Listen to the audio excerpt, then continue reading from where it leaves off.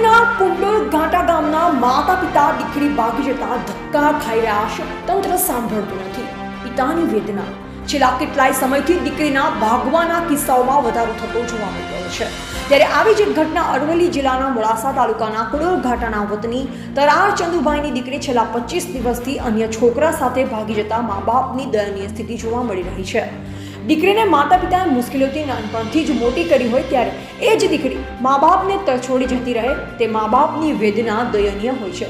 માતા પિતા જ્યારે નાનપણથી જ દીકરીને મોટી કરી હોય ત્યારે દીકરી પુખ્ત વયની થાય ત્યારે મા બાપના દીકરી માટેના કેટલાય સપના હોય છે. સારું ઘર, સારો પતિ મળે અને દીકરી ખુશ રહે તે માટે માતા પિતા દીકરી માટે સપના જોતા હોય છે.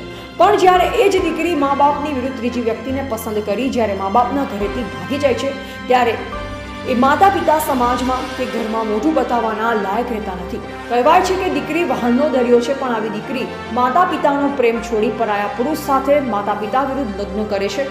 આ દીકરીનું લગ્ન જીવન ક્યારેય સુખી થતું નથી. આવા કિસ્સાઓ અવારનવાર થતા જોવા મળ્યા છે. રિપોર્ટર જયેશ પટેલ, અરવલ્લી, માલપુર.